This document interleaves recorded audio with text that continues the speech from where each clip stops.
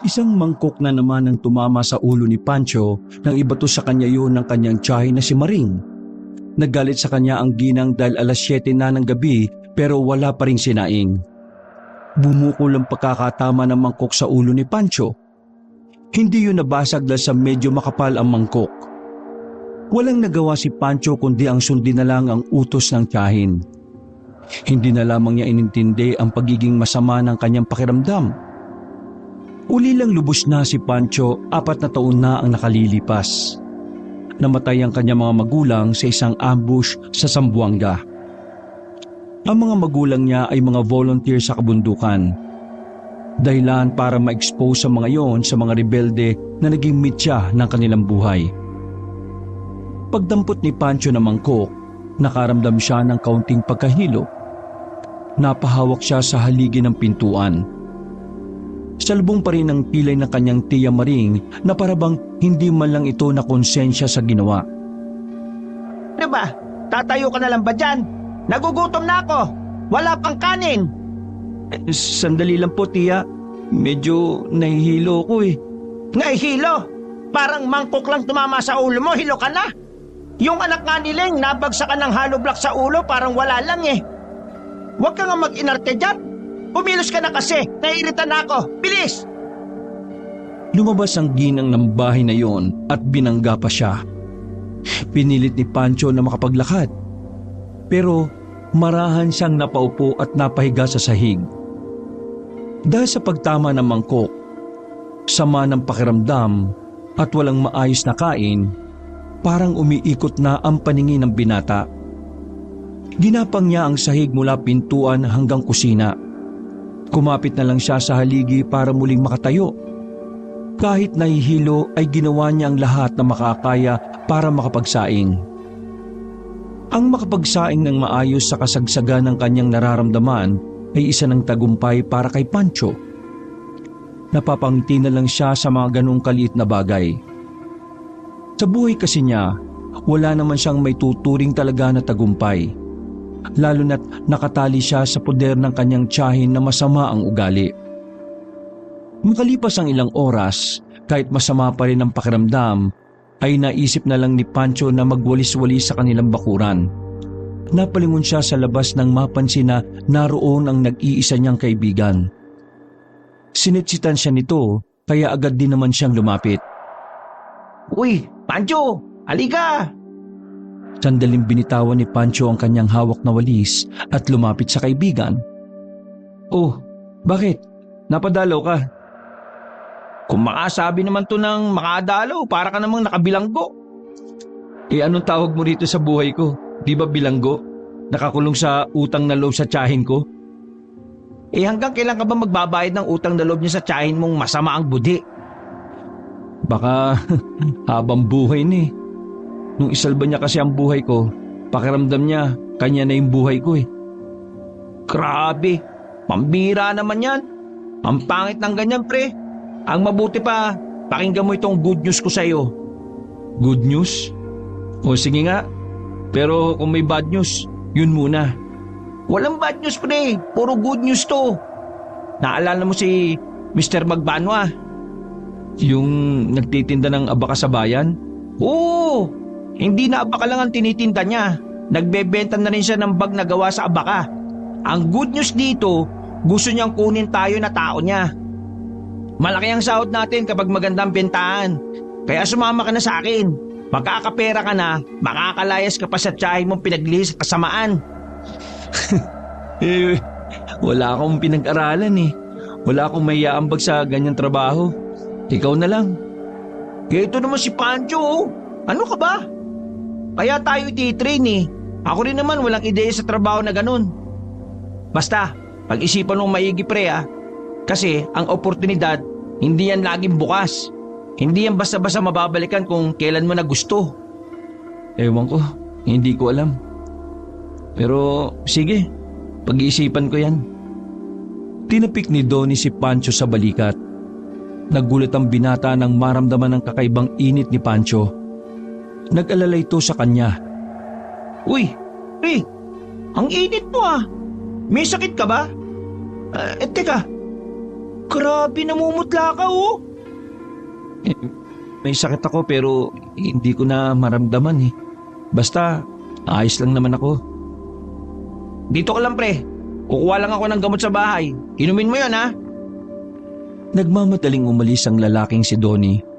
Napapangiti na lang si Pancho dahil kahit papaano, ramdam pa rin niya na meron siyang kakampi.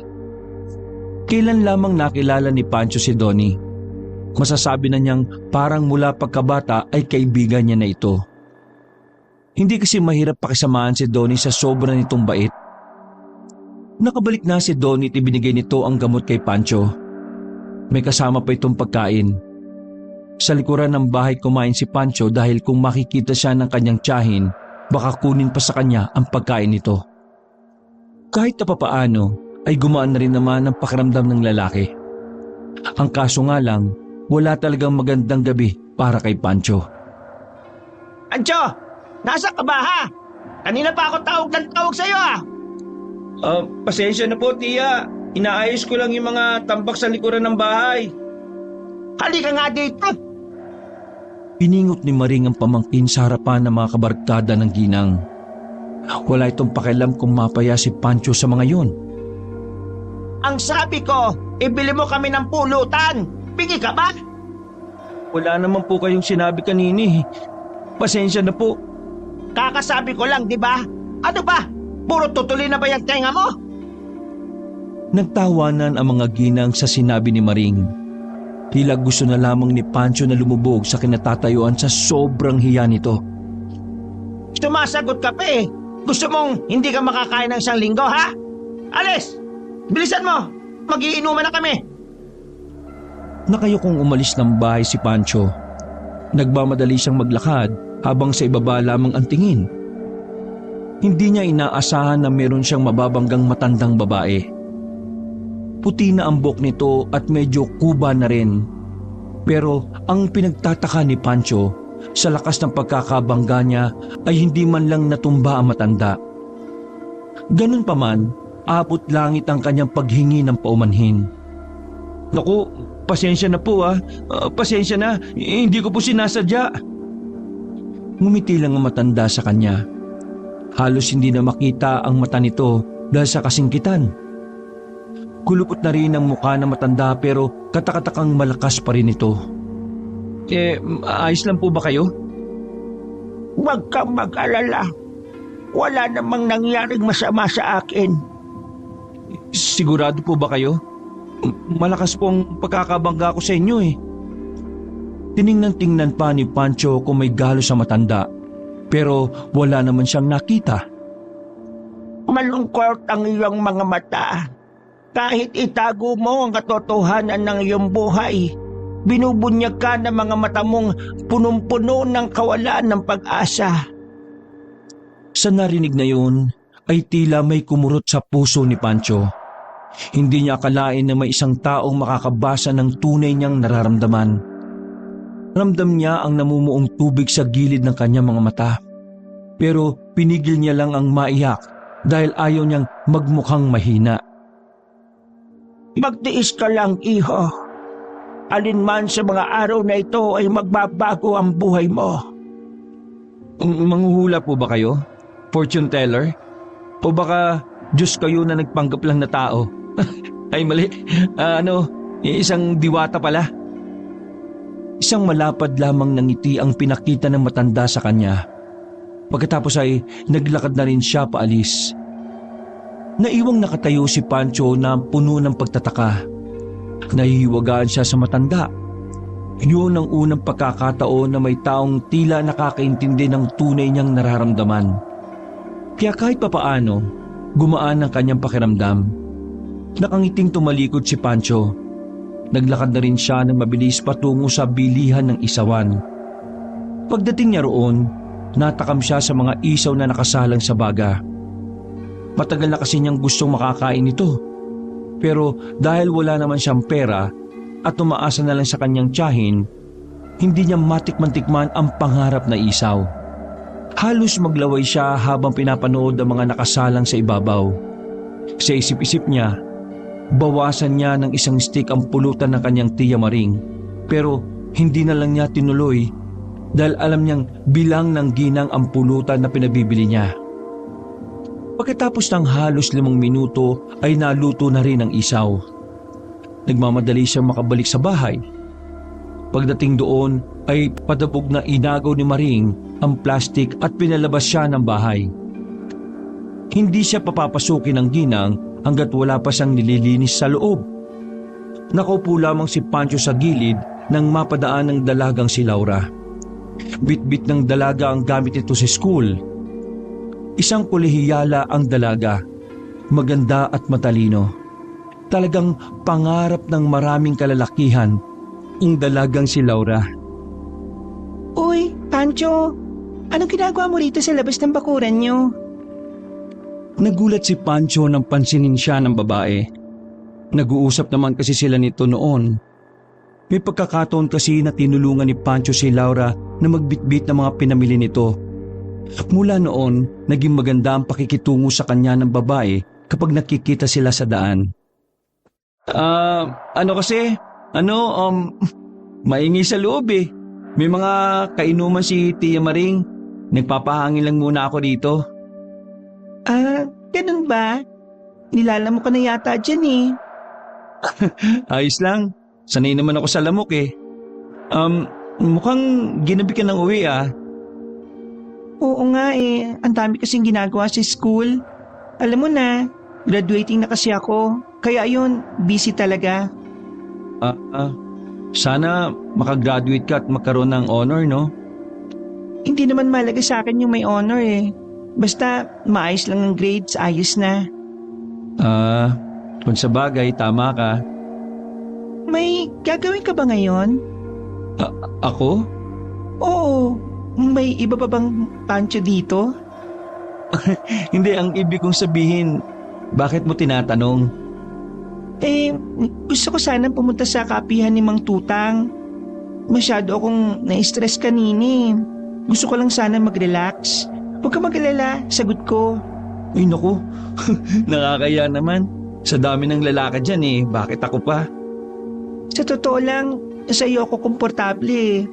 Hindi kasi kita nakikitaan ng pagiging manyakis.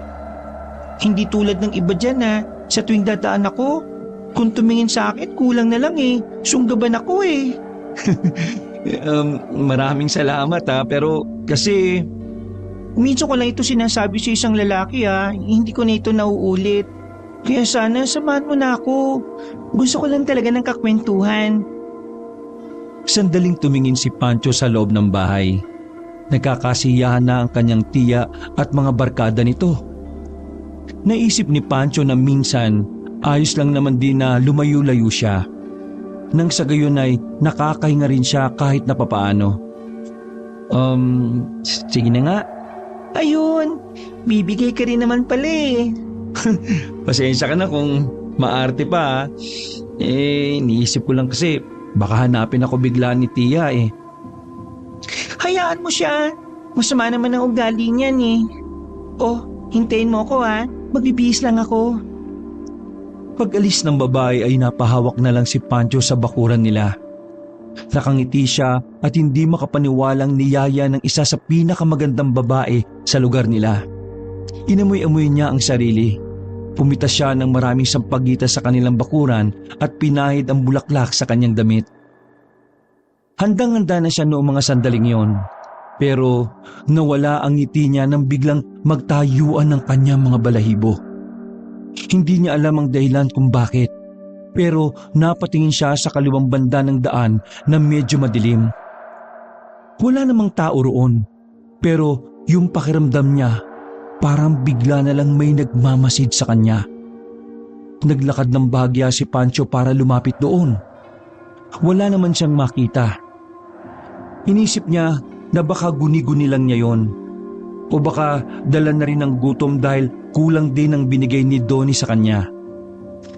Ay naku naman, kung ano-ano naman itong nararamdaman ko. Ganito pala talaga yung epekto ng gutom. Mga ilang sandali lang, bumalik na rin sa kanya si Laura. Nakasuot lang ng maikling short ang babae na talagang kitang-kita ang hita. Napalunok ng laway si Pancho dahil bakat ang katawan nito sa masikip nitong t-shirt. Pasensya na, medyo natagalan ako. Nagpaalam pa kasi ako kay Papa eh. Ayos lang naman. Hindi naman ako nainip maghintay eh. Kung ikaw naman ang hihintayin ko. Ikaw natututo ka ng bumanat Banat? Anong banat? Hindi naman kita sinaktan ah. Banat, ibig sabihin nun, pick-up lines. Kagaya lang ng, gutom ka ba? Oo eh. Gutom na ako. Hindi. Ang isasagot mo, bakit? Ha? Ganun ba? Ako naman, sige. Aswang ka ba? Aswang? May alam ka sa aswang? Di ba dapat sasagot ka ng bakit? Natawa na lamang si Laura sa sinabi ni Pancho. Magkasamang nagkape si Pancho at Laura. Tamang kwentuhan lang ang dalawa tungkol sa kung ano-anong bagay.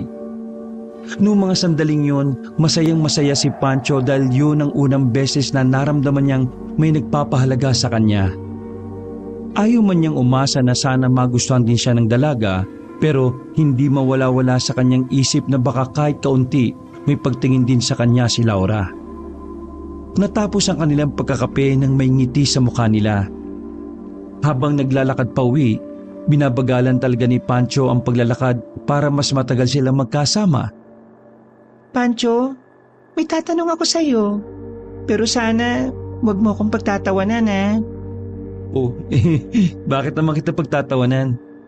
Sige, itanong mo lang sa akin. Nitong nakaraan, bigla na lang natuon ang interes ko sa mga nilalang na mahirap paniwalaan. Lagi kasi akong nanonood ng mga horror movies eh. Kung ikaw ba ang tatanungin, naniniwala ka ba na may aswang talaga? Sandaling nag-isip si Pancho. Kung may Diyos, ibig sabihin may mga kampon din na kadiliman. Sa tanong mo, masasabi ko na naniniwala ako sa aswang. Pero kahit na kailan, hindi pa ako nakakita eh. Naririnig ko lang din sa mga kwento nung bata pa ako.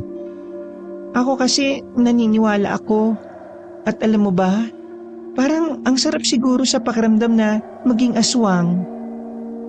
Napatigil si Pancho sa paglalakad at nakaramdam ito ng bahagyang pagkailang sa babae. Uy, biro lang. Ikaw naman natakot ka kagad. Sa ganda kong ito, papangaraping maging aswang. Hello! Ikaw talaga? Masyado kang mapagbiro. Alam mo naman na lahat ng sasabihin mo pinaniniwalaan ko eh. Ngumiti ang babae sa kanya. Nang matanaw na nila ang kanto kung saan nakatira si Laura, ay nagpaalam na rin ng dalaga. Dito na ako. Maraming salamat ulit sa pagsama mo Walang anuman. Kapag kailangan mo ng makakausap, daan ka lang sa tapat ng bahay namin ha. Kumaway na ang babae at saka pumasok na rin sa loob ng kanto. Halos nagtatatalon naman ang binata sa sobrang saya, pero ang hindi niya pala alam, may naghihintay na pala sa kanyang problema sa pag-uwi. Sa labas pa lang ng bahay, naririnig na niyang galit na galit si Aling Maring. Nagmamadali siyang pumasok sa bakuran. Nang makita siya ng ginang ay binato siya nito ng kaldero. Sa kasamaang palad, tinamaan siya sa gilid ng mukha. Halos mailo-hilo na naman ang binata dahil doon. Walang hiya ka! Kanina pa ako tawag ng tawag! Saan ka ba pumunta ha? Naglakad-lakad lang po, tiya. Alam mo kapag lasing ako, madali akong magutom. Pero bakit wala akong makita kain dito? Kakasahin ko lang po kanina. Malamang naubos na ng mga patay gutom kong mga barkada. Kaya nga dapat magsasaing ka kagad. Mahirap intindihin doon ha. Oo, sige po, magsasaing na po. Hoy! Ayusin mo yung tingin mo ha. Hindi porke lalaki ka at mas malaki ka sa akin hindi na kita kayang balian ng buto. Bakit? Lalaban ka na ba sa akin? Matapos kong gawa ng paraan ng pagpapagamot sa iyo nung nag-50-50 ka? Kung alam ko lang na sira ulo ka, dapat hinayaan na lang kitang mamatay nung inumin mo yung laso na yon. Dapat nga po.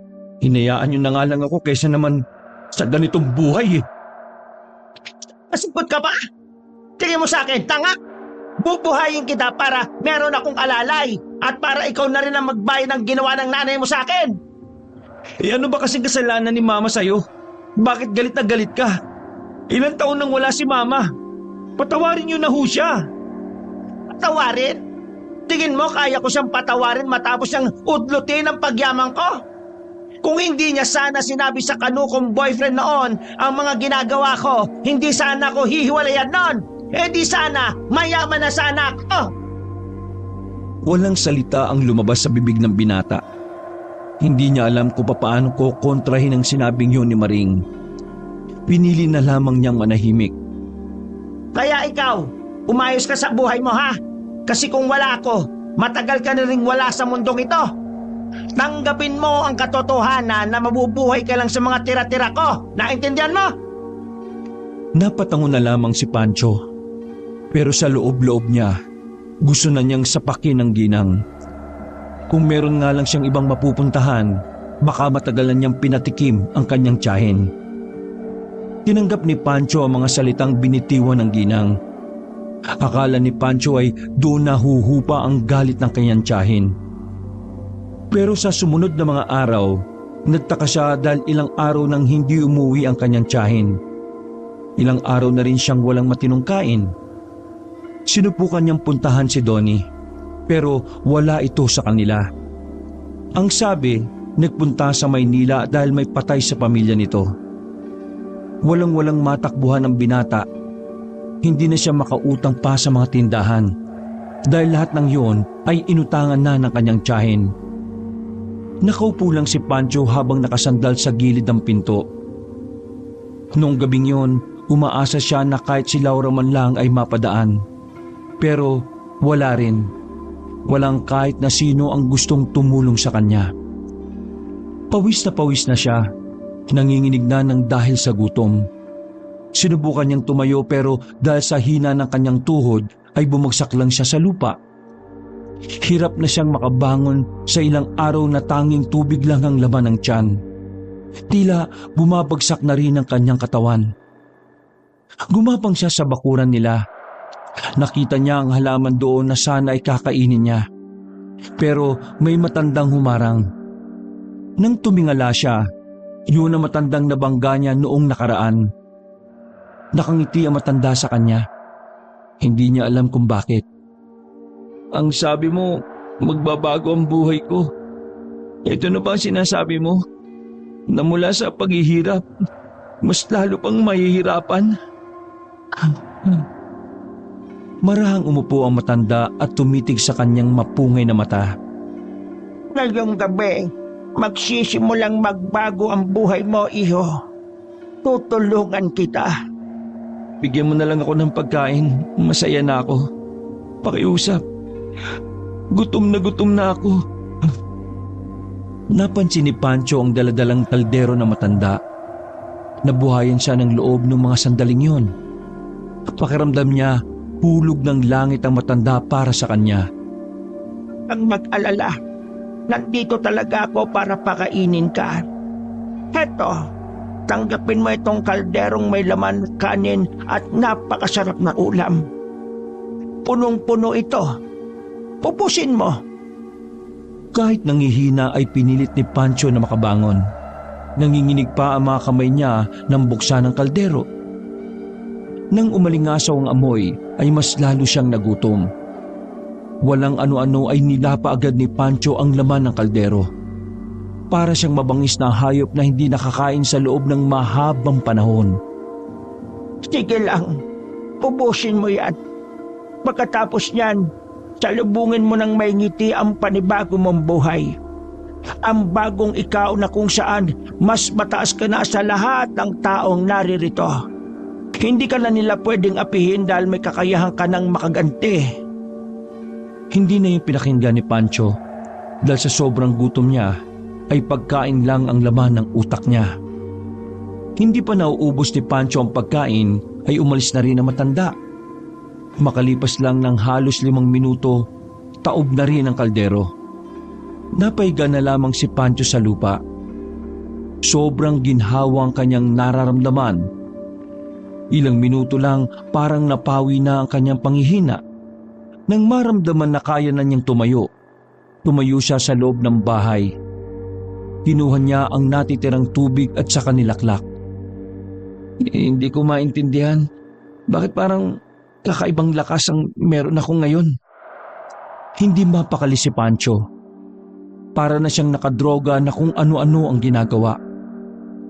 Lahat ng kahoy na nasa gilid ng kanilang bahay, pinagsisibak niya. Lahat ng labahan, nilabhan niya ng paulit-ulit. Madaling araw na makaramdam siya ng kakaiba sa kanyang sarili. Pinagpapawisan siya ng malamig. Bigla na naman siyang nakaramdam ng gutom. Hanggang sa nangyari na naman ang kanyang kinatatakutan. Ano bang nangyayari sa akin? Bakit ganito? Bakit nagugutom na naman ako?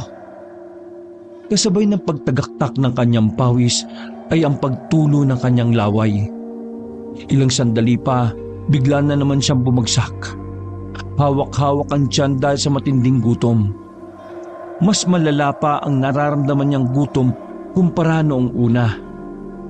Pagtingin niya sa pintuan ng kanilang bahay, naroon na naman ang matanda. Pero hindi na nito dala ang tungkod nito. Sa halip, isang patay na manok ang hawak nito sa kanang kamay. Lola, sabihin mo nga po sa akin, anong nangyari sa akin? Bakit mas lalo akong nagugutom? Dahil ikaw ay nasa panibago mo ng buhay. Panibagong buhay? Gutom pa rin naman ako ah. Wala naman pong nagbago. Tanggapin mo ito. Pinakita na matanda ang hilaw na manok. Tumutulo pa ang dugo nito sa sahig. Ano po? Hilaw? Iho, pakiramdaman mo ang sarili mo. Hindi ba gusto mo din naman ito? Ang sinasabi ng kalamnan mo o kainin mo ito? Nanlaki ang mga mata ni Pancho. Dahil parang nababasa na matanda ang kanyang nararamdaman at isipan. Nagtatalo ang magkabilang utak ng binata. Ayaw niyang gawin ang sinasabi ng matanda. Pero mas malakas ang sigaw ng kanyang kalamnan. Kahit na alam niyang mali ang kainin ng manok ng hilaw, tila unti-unti na rin siyang nakukumbinsi. Kalaunan, hindi na niya napigilan ang sarili. Maras niyang inagaw sa matanda ang manok. Nakahiga siyang kinakain yon at parang wala na siyang pakialam kung magkaroon ng dugo ang kanyang bibig. Sumilay ang malapad ng ngiti ng matanda. Sakalang nakabalik sa katinuan si Pancho nang mamalaya niyang buto-buto na lamang ang kanyang kinakain. Agad siyang napatayo at nanlalaki ang matang nakatingin sa matanda. Tinapon niya sa labas ang hawak na buto. Ganap mo ng panghahawakan ng bago mong buhay. Sa oras na makaramdam ka ng gutom, lahat ng makikita mong may buhay sa lugar na ito ay maaari mong kainin. Ikaw na lamang ang mamimili kung tao o hayop. Lumakas ang tibok ng puso ni Pancho. Naguguluhan pa siya sa sinabi ng matanda. Pero ang pakiramdam niya ay may paparating na pangyayaring hindi maganda. Pagtingin niya sa labas, nakita niya ang kanyang tiyahin na sa wakas nakaalala ring umuwi. Agad na nataranta si Pancho dahil sa mga nagkalat na dugo sa sahig. Bago pa siya makita ng kanyang tiyahin, tumalo na siya sa bintana sa gilid ng bahay. Nagulat siya sa sarili nang kinaya niyang talunin ang bakod sa likod ng bahay. Pero hindi na lamang niya yun pinansin. Ang mahalaga na lang sa kanya ay makalayo na muna sa kanyang tiyahin. Hindi niya alam kung anong magiging reaksyon ng ginang sakaling makita ang itsura niya. Tumungo siya sa ilog. Naghilamo siya roon at inalis ang lahat ng bakas ng dugo sa kanyang katawan. Napadako ang tingin niya sa kanyang mga kuko at kamay. Katakataka rin na mahaba yon. Hindi yun karaniwang kuko ng isang tao. Aligaga ang mata ni Pancho nung oras na yon. Hindi siya makapaniwala na sa isang iglap lamang ay magbabago na talaga ang kanyang buhay. Dahil kalaunan, napagtanto niya na isa na pala siyang aswang. Hindi ito pwede. Bakit? Ayoko ng ganito! Pinagsususuntok ni Pancho ang malaking bato na naroon. Mas lalo siyang natakot sa sarili niya nang hindi siya makaramdam ng sakit. Parang manhid siya dahil sa kanyang pagiging aswang. Hindi nila pwedeng malaman na aswang na ako. Kailangan kong itago to sa kanila. Kailangan kong kumilos ng normal. Gaya ng dati. Tama, gaya lang ng dati. Bumuntong hininga si Pancho. Sinubukan niyang kumalma kahit na ang totoo, parang nagwawala na ang kanyang kalooban. Matapos makapaghugas ng sarili sa ilog, ay bumalik siya sa bahay ng tiya niya. Pagpasok niya sa loob, masama agad ang tingin ng ginang sa kanya habang nakaupo sa harapan ng lamesa habang may hawak na sigarilyo. Hay, saan ka galing? Ano yung dugo na yan? Akala ko namatay ka na eh. Subuka ako ng dugo kanina. Wala kasi ako makain eh. Kaya may kinain ako na hindi pwede. Eh nako, wala akong pakialam. Linisan mo yan. Sige po. Nagtaka ang ginang kay Pancho. Napansin ni Maring na tila merong nagbago sa kanya. Bukod sa basa ang buo niyang katawan, parang medyo lumaki rin ang katawan ng binata. Para kang tumaba ah. Niloloko mo ba ako na wala kang makain? Umalis ka nang walang paalam at walang iniwan na kahit na ano. Ilang araw kang nawala. Kaya paano ko tataba kung sa'yo lang naman ako umaasa ng pagkain? Parang nabara ni Pancho ang kanyang tiyahin. Medyo maangas ang pananalita mo ah. Bakit? Galit ka? May ipag-uutos ka pa ba? Tinatanong kita. Galit man ako hindi. Wala namang magbabago eh. Ikaw pa rin ang mananatiling tama sa pamamahay na ito. Ha? Ginuha ng ginang ang kaldero sa lamesa at binato kay Pancho. Pero nagulat na lamang si Maring nang masaluyo ng binata. Hindi pa nakontento ang ginang, lumapit siya sa binata at akmang sasampalin. Pero hinawakan ni Pancho ang kanyang kamay. Mahigpit ang pagkakahawak ni Pancho na parang kaunti na lang ay mababalian na ang ginang. Buti na lang at nakaramdam na rin siya ng kaunting awa. Magmula ngayon, hindi mo na ako pwedeng saktan. Hindi mo ko kayang utus-utusan. Susundin kita para mabayaran ko ang utang kong buhay sa iyo. Sa oras na saktan mo ako ulit, tuluyan ang mawawala ang halaga ng buhay mo sa akin. At sira ulo ka. Ano pinagyayabang mo ha? Makinig ka sa akin, tiya. Sa maraming araw na hindi mo ako nakita, dapat inisip mo na ngayon na hindi mo na ako kilala. Naglakad na si Pancho sa kanilang hugasan at padabog na pinaghuhugasan ng mga plato. Sa puntong yon ay nakaramdam ng kaunting takot ang ginang. Kinaumagahan, naging laman ng pag-uusap si Pancho ng mga kapwa tsismoso ni Maring. Pinagkalat ng kanyang tiyahin ng pagiging maangas, walang utang na loob at bastos niya. Natatawa na lamang si Pancho.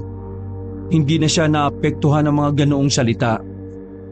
Dahil sa kanyang pagiging aswang, alam niyang anumang oras ay maaari siyang gumanti.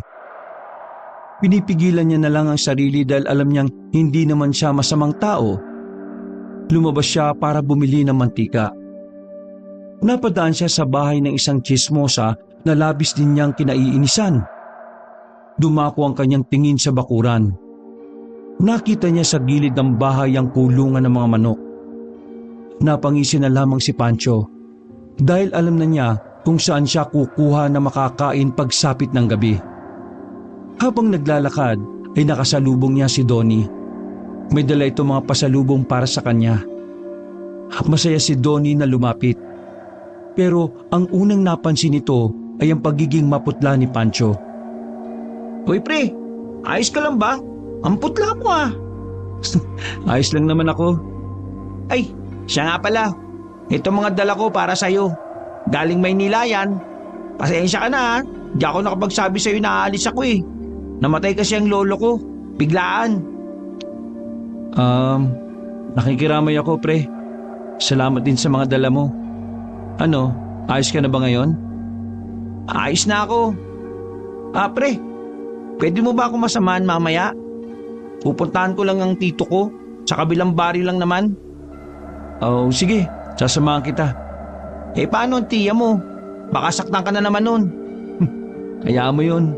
Kapag sinaktan niya ako, pwede naman akong gumanti. Pwede na? Ibig ko sabihin, punong-puno na ako. Kaya papalagan ko na siya.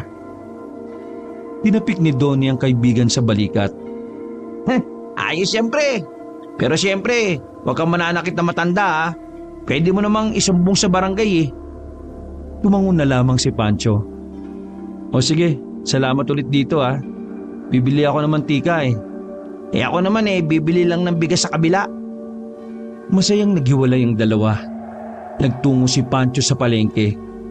Nang makita niya ang mga karne na naroon, bigla na lamang siyang natakam. Parang gusto niyang hablutin ang mga manok na nakabalandra. Buisit, ngayon pa talaga umaga umatake tong gutom ko. Hindi mapakali ang mata ni Pancho. Pabalik-balik yun sa mga karne. Pinipikit na lamang niya ang mata para hindi na matakam. Nang makabili na ng mantika ay nagmamadali na siyang makalis doon. Hingal na hingal ang binata. Pakiramdam niya ay kailangan na niyang makakain sa mga oras na yon. Pagpasok niya ng kanilang bahay, diretso siya sa kusina. Hindi niya pinansin ang ginang na nasa sala nila. Hoy! Lutuin mo yung baboy dyan! Nagugutom ako! Sumilay na naman ang ngiti ni Pancho. Sinarado niya ang pintuan ng kusina nila. Walang ano-ano, kinain niya ang isang hiwa ng baboy. Halos 2 hiwa na lang ang natira mula sa 4 na hiwa. Dadamihan ko na lang ang sabaw. Natatawa-tawa pa siya. Nang matapos magluto at nang ihain niya yon, nagtaka ang ginang kung bakit kakaunti lang ang karne. Nag-init agad ang ulo nito. Oh, bakit kakaunti lang ang karne? Anong ginawa mo? Yun lang ang karne na pinili mo, tiya. Huwag kang umasa na nanganganak ang karne, no? Napangangan na lamang ang ginang. Dali-dali namang lumabas ng bahay si Pancho. Sobrang gaan ng kanyang pakiramdam dahil nagagawa na rin niyang buwisiti ng kanyang tiya. Napagtanto niya na ayos din pala maging aswang. Lumalakas ang loob niya at parang hindi siya nakakaramdam ng takot sa tao. Mabilis na lumipas ang mga sandali. Sumapit na ang kinahapunan. Nagkita na sila ng kanyang kaibigang si Donnie. Sa oras na yun kasi ay pupunta na nila ang tiyuhin ni Donnie. Anong gagawin natin sa tiyuhin mo? Manghingi lang ako ng gamot. Naglalakad na sila noon sa inabandonang kalsada. Matagal nang walang dumadaan sa kalsadang yon dahil natabunan ng lupa ang ilang parte ng daan. Pero may mga iskinita namang nagawa ang mga ilang residente para madaling makarating sa kabilang baryo. Yun nga lang, iilan lang din ang dumaraan dahil sa hindi malaman na dahilan. Habang naglalakad, naramdaman ni Pancho na parang may mga nagmamasid sa kanila. Hindi siya pwedeng magkamali. Amoy na aswang din ang mga nakatago sa matataas na puno. Kinabahan siya para sa kaligtasan ng kanyang kaibigan. Lalo pat ilang minuto na lang ay sasapit na rin ang dilim. Tony, magkaibigan tayo, di ba? Kaya kahit na anong mangyari, hindi kita pababayaan. Poprotektahan kita kahit pa sa mga aswang. Natawa si Donnie sa sinabi ni Pancho. Pero ang hindi nito alam, talagang sinadya ni Pancho na sabihin yon para marinig ng mga nakamasid sa kanila na hindi ibebenta ni Pancho ang kaibigan nito. Nakaligpas naman sila sa parting yon. Hindi makapaniwala si Pancho na bukod sa kanya, marami pa palang aswang na nasa area nila. Kung hindi pa siya naging aswang, hindi niya rin malalaman. Lumipas ang ilang sandali, narating na rin nila ang bahay ng tito ni Donnie. Nasa labas pa lang sila ng bakuran, nakaramdam na ng bigat si Pancho. Kaya naman agad na siyang nagtanong kay Donnie. Donnie, albularyo bang tito mo? Oo, magaling siyang albularyo. Bumilis ang tibok ng puso ni Pancho. Patid niya na ang mga albularyo ang karaniwang kalaban ng mga aswang. Alam niya yon dahil nakwento rin sa kanya ni Laura ang bagay na yon. Kinabahan si Pancho. Gusto niyang umalis na lang pero Ayaw naman niyang iwan na lang ng basta si Donnie. Kinatok ni Donnie ang pinto ng bahay. Bumukas yun at bumungad ng isang lalaking nasa edad 45 na. May panyo pa ito sa ulo. Paglabas ng lalaki ay agad itong napatingin kay Pancho. Parang alam na agad ng albularyo na aswang ang binata. Amangkin, kaibigan mo ba ang isang ito? Opo, tiyo. Siya yung nakwento ko sa inyo dati na minamaltrato ng tita niya. Naalala mo nung humingi ako sa inyo ng pamahid sa sugat? Sa kanya ko yun ibinigay. Nakatinginan si Pancho at ang albularyo. Pero agad ding umiwas ng tingin si Pancho. Hindi niya kayang tumingin na matagal. Habang si Goryo naman ay kalmado lang na nakatingin sa binata. Magkakilala ba kayong dalawa? Hindi. Nakikita ko lang sa kaibigan mo na kahit nagkaganyan siya, naroon pa rin ang pagiging mabuti niya. Parang nabawasan ng kaunti ang takot ni Pancho. Kahit na papaano, nakasiguro siya na hindi siya sasaktan ng tito ni Donnie. Ang kailangan na lang niyang gawin ay sabihin sa albularyo na hindi siya masamang aswang. Mabait talaga yan si Pancho. Matiisin sa lahat ng bagay. Ay, tito, pwede bang makibanyo muna ako bago natin pag-usapan yung kaibigan ko? Ay, pwede. Pumasok ka sa loob. Ikaw naman binata, dito ka lang sa labas ha. Tumango lang si Pancho at nagmamadali naman si Donnie na makapasok sa bahay ng albularyo.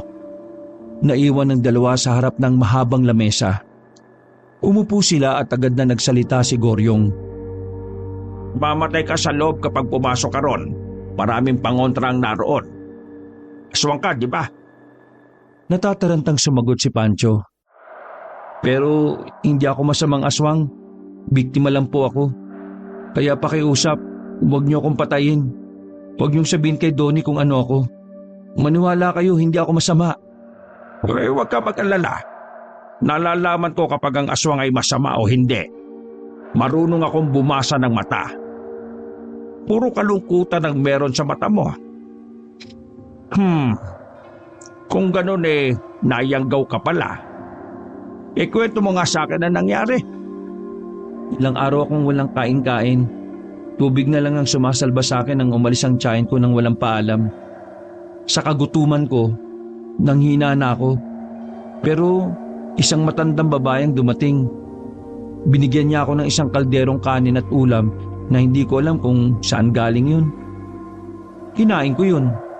Pagkatapos, biglang lumakas yung katawan ko. Ilang oras lang, nakaramdam na naman ako ng gutom. Parang gusto kong kumain ng karne.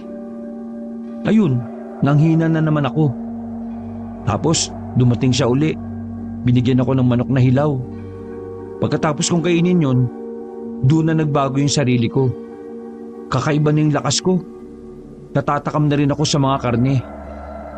Pakiramdam ko, anumang oras ay bigla na lang akong hahablot ng manok o baboy. Nagpaparami ang mga aswang. May binabalak silang masama. Ilang araw lang lalapitan ka nila at sasabihing sumama sa kanila. Paiinumin ka ng dugo ng tao. Kapag nangyari yon, karnina ng tao ang hahanap-hanapin mo. Binata, hindi ka natural na aswang.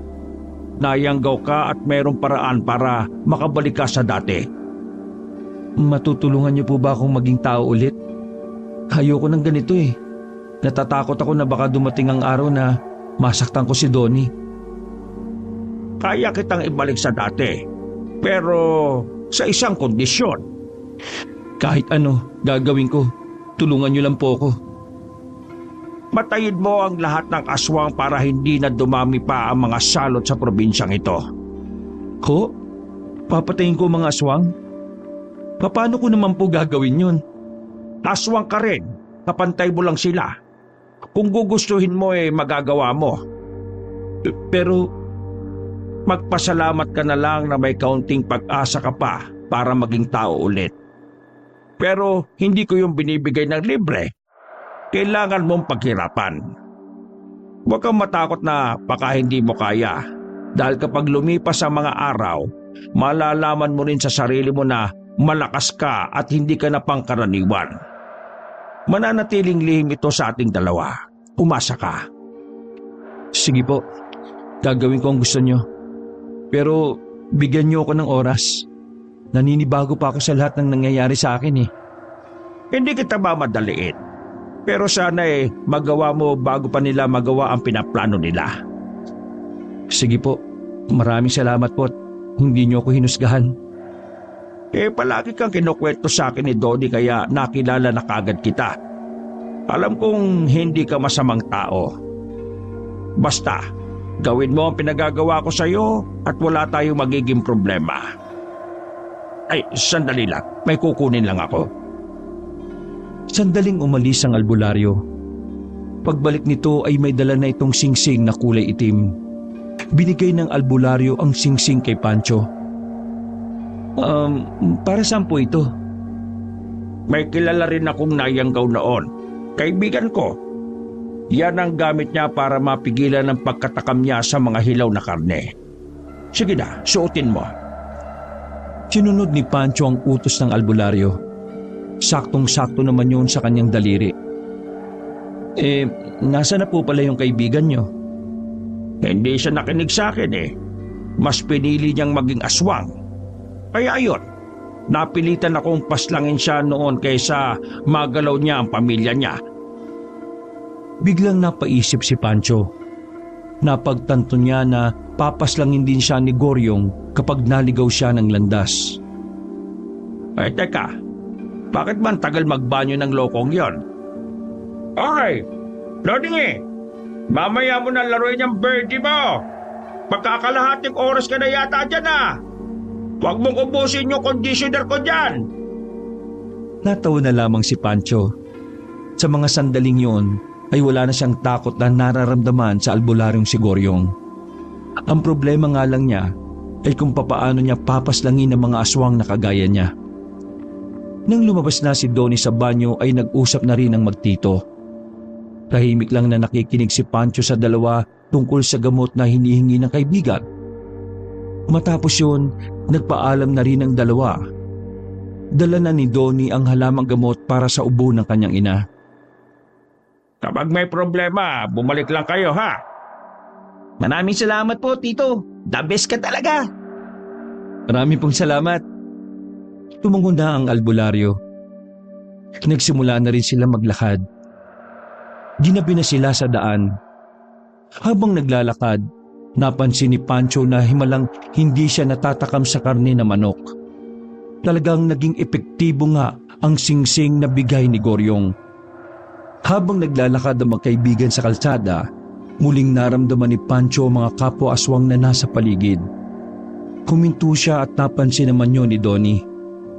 Naisip ni Pancho na bumalik na lang sila, pero huli na. Nakita niya sa likuran na may 3 lalaking nakasunod sa kanila. Amoy na amoy niya ng mga aswang din na mga yon. Bakit pre? Ayos ka lang ba? Pre, kung ano man ang makikita mo, huwag mo nalang pansinin Ha? Anong sinasabi mo? Hinigit ni Pancho si Donnie sa tabi niya. Nagtaka naman ang binata sa kanyang ginawa. Magsasalita pa sana ito nang biglang may kalalakihang naglabasan mula sa madilim na gilid. Pare, huwag kang lalayo sa akin kahit na anong mangyari. Teka, ano ba yung mga yan? Hold-upper ba yan? O baka mga rebelde na nakababaan na rito galing sa bundok? Hindi na sumagot si Pancho. Narinig na lamang niya ang mga angil na mga lalaki. Kaibigan, baka pwedeng ibigay mo sa amin yung kasama mo. Tropa naman tayo, di ba? Kung ayaw niyo magkagulo tayo, iba na lang ang biktimahin niyo. Pare, kilala mo yung mga yan? Hindi, pero pareho kami. Kaibigan, huwag ka nang magmatigas. Walang magagawa yung pagiging makulit mo. Marami kami, isa ka lang. Isa pa, matagal na kami, bago ka pa lang. Kaya ibigay mo na yung kasama mo dahil gutom na kami. Naalarma si Donnie sa mga sinabi ng mga lalaki. Sa kakatras nila, nakarating na sila sa ilalim ng isang poste ng ilaw. Nakita ni Donnie ang mukha ng mga yon. Nakaramdam ng takot ang binata. Teka, mga aswang ba kayo? Oo, mga aswang kami. pati na rin niyang katabi mo. Pasensya ka na, Donnie, pero wala akong oras magpaliwanag sa'yo. Tito mo na lang ang tanungin mo. Tara, takbo! Kumaripas ng takbo ang dalawa pabalik. Ang kaso nga lang, may papasalubong sa kanilang tatlong aswang din. Walang choice si Pancho kundi ipakita na lang din kay Donnie ang kanyang pagiging aswang. Yun lang ang nakikita niyang paraan para protektahan si Donnie. Sinalubong ni Pancho ang tatlong aswang. Di hamak na kahit bago pa lang sa pagiging aswang, mas magaling siya sa tatlong yon. Dumistansya ang tatlo kaya nagkaroon sila ng daan. Hindi naman tumigil ang mga humahabol sa kanila. Pare, pumasa ka sa akin, bilis! Pero bago pa nila magawa yon, nahila na ng isang aswang si Donnie. Habang si Pancho naman ay kinalmot ng iba pa. Nanlaki ang mata ni Pancho nang makitang pinagkakakalmot na rin si Donnie. Duguan na ang kanyang kaibigan ng oras na yon. Dahil doon, nakaramdam na matinding galit si Pancho. Bigla siyang lumakas. Nagawa niyang ibalandra ang mga kapwa-aswang na nasa harapan niya. Mabilis siyang nakalapit kay Donnie.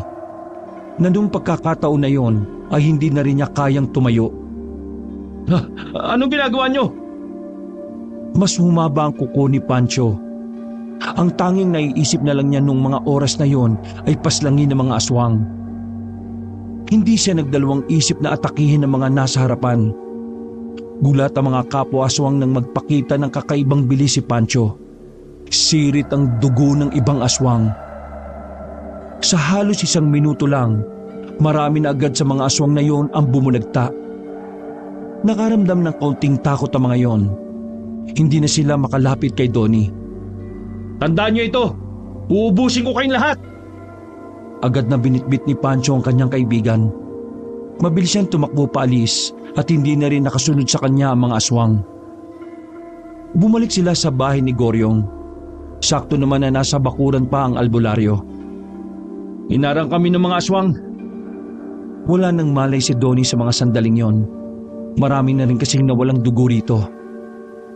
Lalaki ang hiwa niya. Hindi ko ito kakayaning gamutin kaagad. Itatakbo ko si Donnie sa ospital. Kunin mo ang gamot na dala niya at ibigay mo sa nanay ni Donnie. Bilis! Binuhat ni Goryong ang pamangkin at saka isinakay sa nakaparadang tricycle sa bakuran. Mabilis na pinatakbo ni Goryong ang tricycle at naiwan ang nagngangalit na si Pancho. Biglang sumagi sa isipan niya ang matandang babae na naging dahilan kung bakit siya naging aswang. Malakas kasi ang pakiramdam niya na may alam ang matandang yun tungkol sa mga dumadaming aswang. Matapos siyang ihatid ang gamot sa nanay ni Donnie, nilibot niya ang kanilang baryo.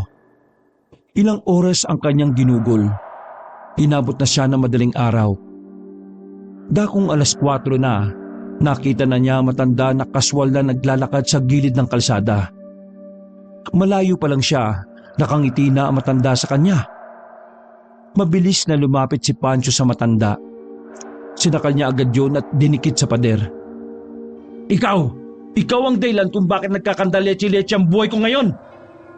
Agad din naman binitiwan ni Pancho ang matanda. Uubo-ubo ang matandang yun, pero nagagawa pa ring tumawa. Ba't ka nagagalit? Hindi ka ba masaya na hindi ka nagaya ng dati? Hindi na kayang apihin ang tiyahin mo? Nasaan ang ibang aswang? Ituro mo! Hindi mo sila pwedeng awayin. Aswang ka, aswang sila. Aswang ako, aswang tayong pare-pareho. Tayo ay magkakakampi. Ang kalaban natin ay ang mga tao. Hindi niyo ako katulad. Hindi ako demonyo na kagaya mo. Kaya kung gusto mong mabuhay, ituro mo kung nasaan ang mga salot na yon. Huwag kang masyadong matapang, iho. Baka nakakalimutan mo. Ako ang gumawa sa'yo.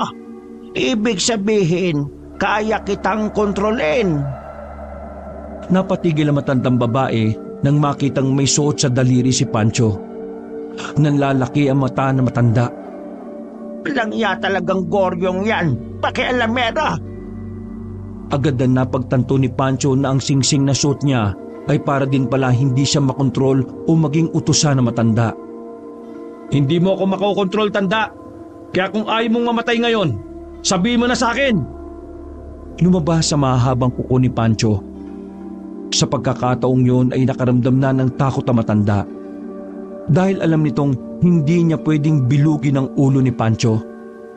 Nababahala na ito para sa sariling buhay. Kapag hindi ka nagsalita, tutuluyan na kita! Wala akong pakialam kung mas malakas ka, kung mas matagal ka o mas matanda ka sa akin. Muling sinakal ni Pancho ang matanda. Bumabao na ang mga kuko niya sa kulubot na liig nito. Sige, sasabihin ko na. Binitiwan agad ni Pancho ang matanda. Tumutulo na ang dugo mula sa liig nito.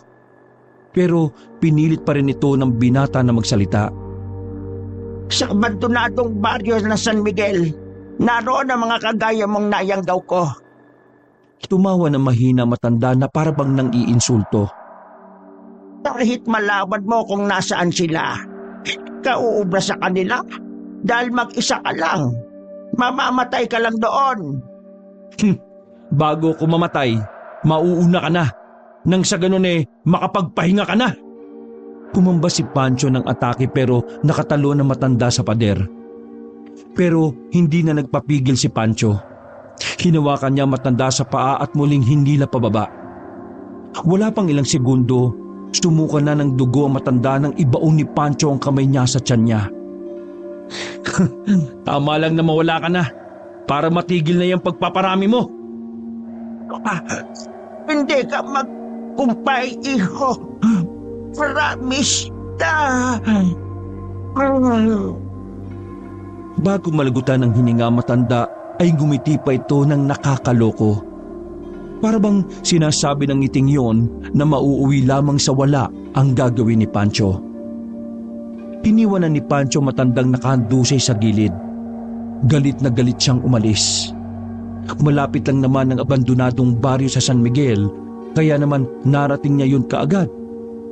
Tulad ng inaasahan niya, sa bungad pa lang ay amoy na niya ang mga kapwa aswang. Pumasok siya agad nang makita niya ang dalawang aswang na nasa gilid. Hindi na siya nagsalita. Inatake niya na yung kaagad. Ang matinding galit ang siyang nagpapalakas kay Pancho. Kaya kahit kailan lamang siya nayanggaw, mas malakas siya kumpara sa ibang aswang. Bulagta ang dalawang aswang. May mga nakakita sa ginawa ni Pancho. Kaya naalarma ang iba. Lumabas sa mga naroon sa kani-kanilang bahay. Nagsipalitan na sila ng anyo. Pagbabayaran niyo ang ginawa niyo sa kaibigan ko. Naramdaman na lang ni Pancho ang pagbabago sa katawan niya. Naging kulay pula rin ang kanyang paningin. Lahat ng nakikita niya ay kalaban para sa kanya.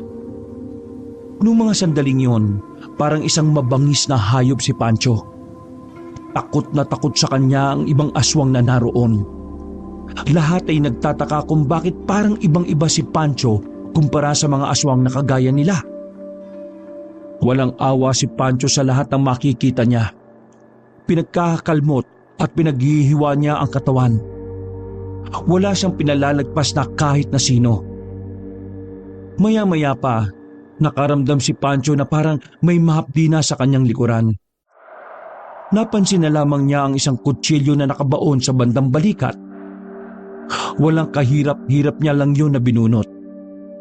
Lalong nanggigil at naging mabangis si Pancho dahil doon. Dinakma niya ang aswang na nagtarak ng kutsilyo. Sinapak niya ng malakas. Durog ang muka. Ang isa namang lumapit sa kanya ay binali niya lang ang leeg. Tila naging mabilis ang oras para kay Pancho noong mga sandaling yon. Namalayan na lang niya na unti-unti nang tumatahimik ang paligid. Nang bumalik sa normal ang kanyang paningin, doon na niya napagtanto na marami na pala siyang pinabagsak na aswang. Saka lamang din niya naramdaman ng husto ang mga hapdi ng sugat niya. Sinugod niya ng tingin ng paligid. May mga natira pang aswang pero hindi yun lumalapit sa kanya.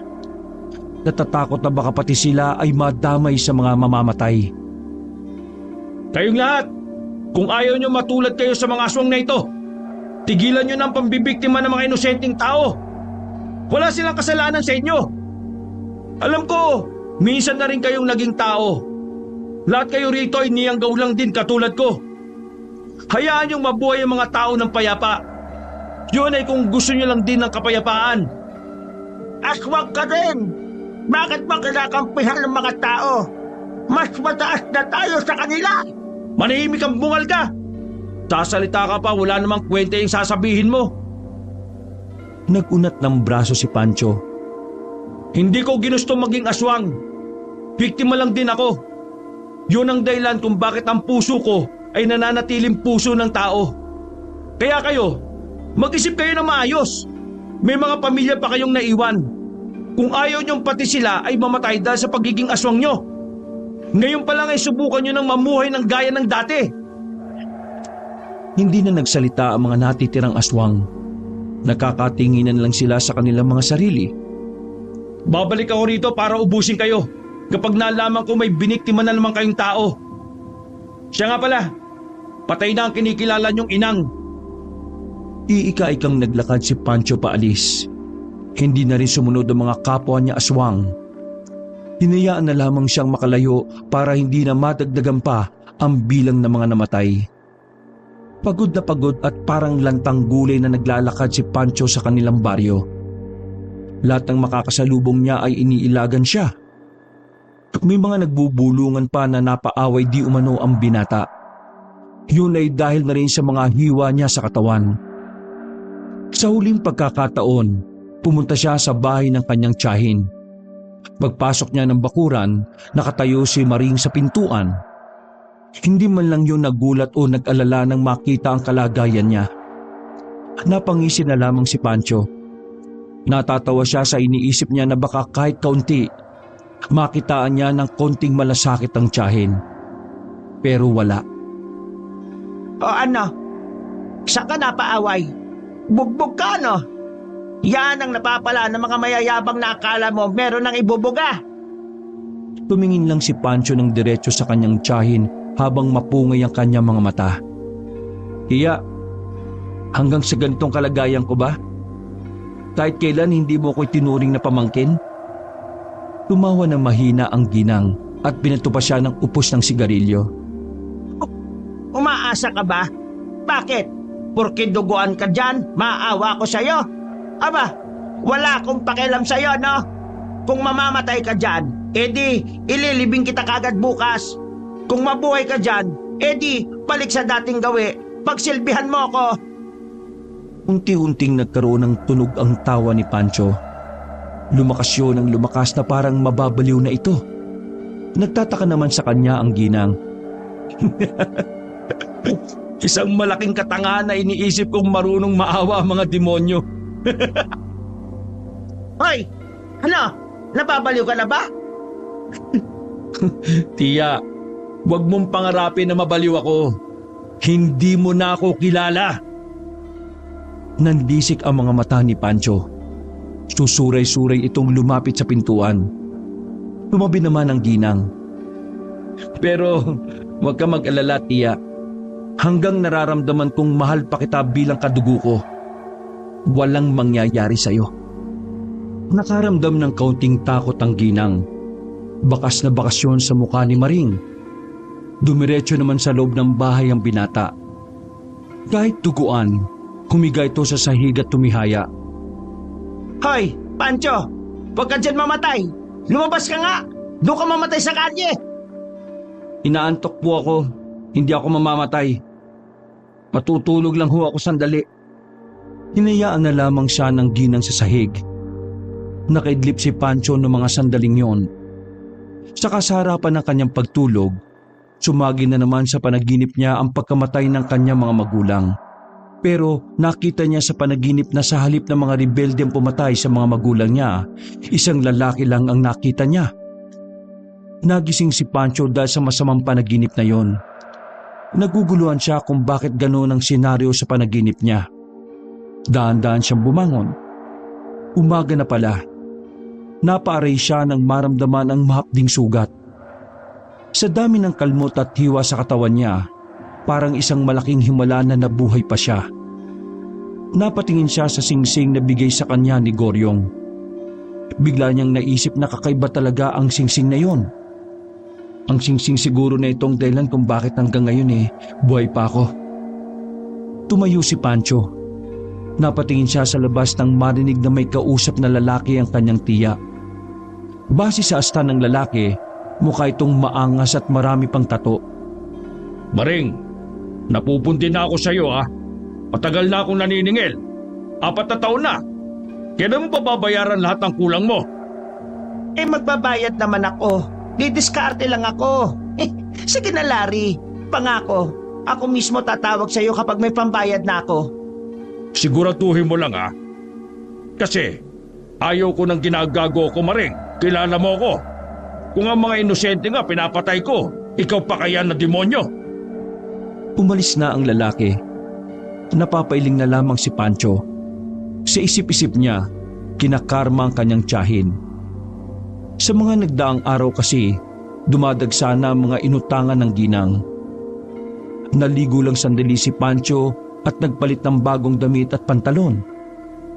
Pupunta niya si Donnie sa ospital para malaman ang kalagayan nito. Pagdating niya roon, si Goryong ang nakaharap niya sa labas ng silid. Oh, Pancho, marami kang sugat. Ano nangyari sa laban? Pinaslang ko ang karamihan sa kanila.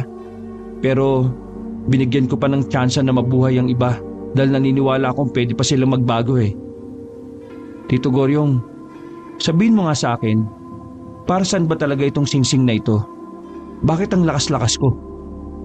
Ngumiti si Goryong at sumandal sa pader. Ang totoo niyan, iyan ang singsing na gamit ko sa tuwing papaslang ako ng aswang noong araw.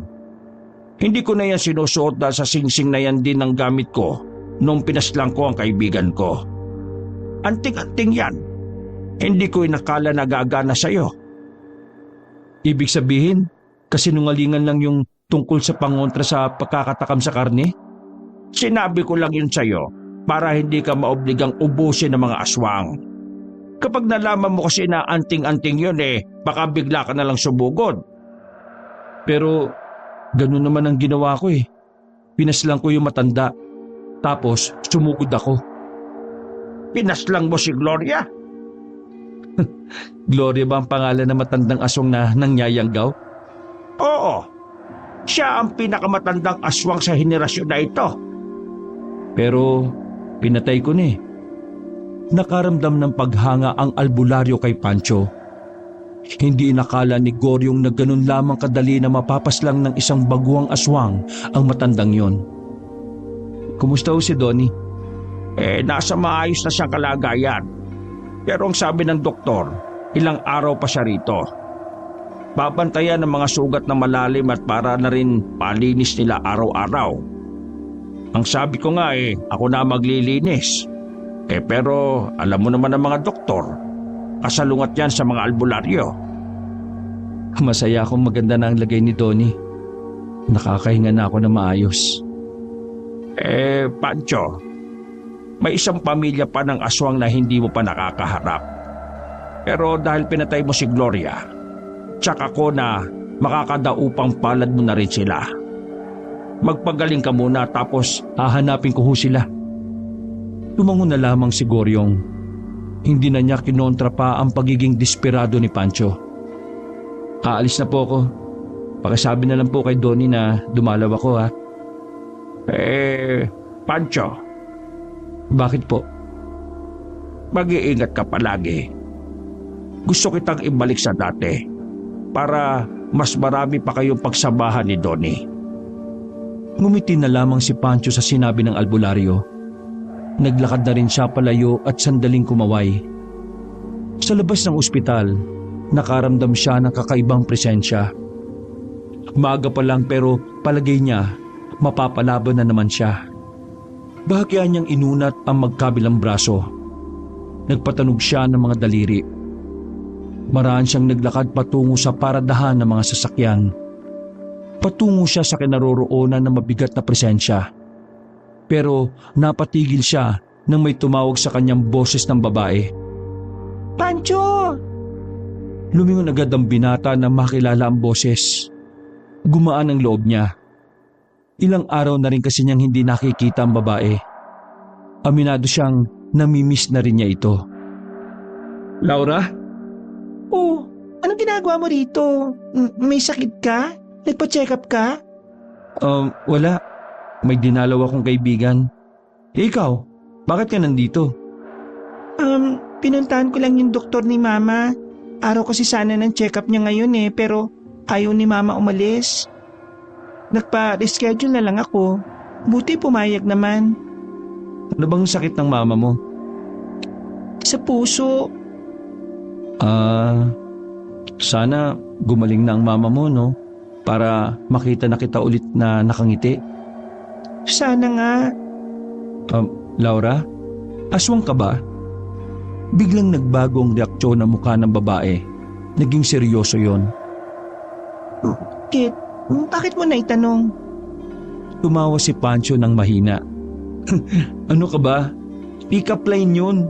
Di ba dapat ang sagot mo bakit? Ikaw marunong ka na mag-pick up lines Wala na. Hindi na nakakatawa yun kapag di mo na kaagad na gets. Ay, sorry naman. Pero may gagawin ka ba? Tara sa bahay, papakilala kita kay Mama. Nabanggit kasi kita dati. Natuwa siya sa'yo kaya gusto ka raw niya makita. O sige. Baka kapag nakita ko ng mama mo, magpa-check up na siya. Nakangiting sumakay ang dalawa sa humintong tricycle. Bumiyay sila pabalik sa baryo. Tanghali na sila nang makarating doon. Malaki ang bahay ng dalagang si Laura. Sa labas pa lang, masasabi na talagang nakakaangat sa buhay ang mga yon. Tara na Pancho, pasok ka lang. Naku, maraming salamat. Pagpasok nila sa sala ay naroon ang ama ni Laura. Pero wala naman doon ang ina niya. Ngumiti sa kanya ang lalaki nasa edad 50 na. Papa, si Pancho po, kaibigan ko. Pancho, ang papa ko. Magandang araw po. Hindi na nagsalita ang lalaki. Tumungo lang yun sa kanya pero walang ngiting pinakita. Sandali lang ipagtitimpla lang kita na may inom. Sandaling umalis si Laura. Mga ilang sandali lang, bumalik ito na may dala ng tasa ng kape. Inamoy yun ni Pancho. Nalaman niya na hindi kape ang naroon, pero nagpatay mali siya lang siya. Napansin ni Pancho na may mga bantay na sa labas. Meron na rin sa likuran niya. Wala naman yun nang dumating sila. Laura, nasan pala ang mama mo? Kinausap ko sa taas, nahihiya raw Gusto mo ako na lang ang pumunta doon para malaman natin na wala naman talaga? Ha? Hindi kita maintindihan, Pancho. Hindi ininom ni Pancho ang kape. Inilipag na lang niya yon sa maliit na lamesa habang nakaupo sila sa sofa. Laura, akala ko dati sa kamahing dalaga na talagang tunay ang ganda. Hindi pala. Teka, nilalait mo ba ako? Akala ko ba gusto mo ako? Laura, akala mo ba hindi kita naamoy? Aswang ka at balak niyo akong patayin dito ngayon. Kikilos na sana ang nasa likuran pero sinenyasan lang yun ng ama ni Laura. Totoo nga ang chismis. Mula nang naging aswang ka, tumalino ka. At tamang hinala ko, kayo ang mga natural na aswang na nagpaparami ng bilang. Oo, tama ang hinala mo. Ngayon, pagbabayarin ka namin sa ginawa mo kay Lola Gloria. Lola? Lola mo pala siya? Kaya pala pareho kayo ng amoy. Amoy matanda. Biglang umatake ang mga nasa likuran ni Pancho. Agad na nagpalit ng anyo ang binata at mabilis na nakailag. Maraming salamat, Laura. Hindi mo na ako pinahirapan na mahanap kayo. Sabay-sabay na lumusob ang mga tauhan nila. Pero laking gulat ni Laura at ng ama nito nang walang kahirap-hirap na pinabagsak yun ni Pancho. Nagkalat na naman ang dugo. Kitang-kita sa sahig dahil puti yun. May mga dumating pa mula sa labas. Pinagkakalmot ng mga yon si Pancho. Pero dahil sa kakaiba nitong lakas ay parang hindi yun tinatablan.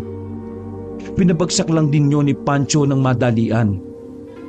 Marahang naglakad si Pancho sa mag-ama. Bakas nasa mukha ng babae ang takot.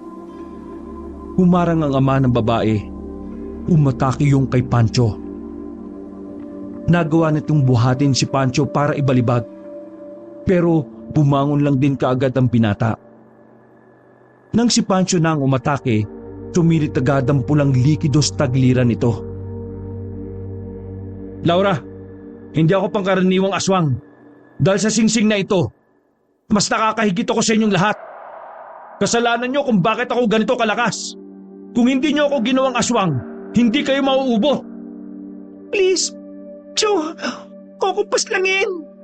Hindi kita papaslangin kung ibabalik mo sa pagiging tao mga natitirang aswang sa San Miguel. Oo, promise. Ibabalik ko sila sa dati. Bubuhayin kita ngayon hindi dahil may gusto ako sa'yo. Bubuhayin kita dahil gusto kong ibalik sa normal na buhay ang mga biktima ninyo. Tumalikod na si Pancho. Maglalakad na sana ito paalis nang biglang humugot ang punyal si Laura. Nasa aktong itatarak niya yung kay Pancho pero sa kasamaang palad naramdaman ng binata ang gagawin niya. Umilag si Pancho at saka binali ang leeg ng dalaga. Gusto kita noon pero ngayon gusto kitang mawala. Naubos ni Pancho ang pamilya ng aswang na yon.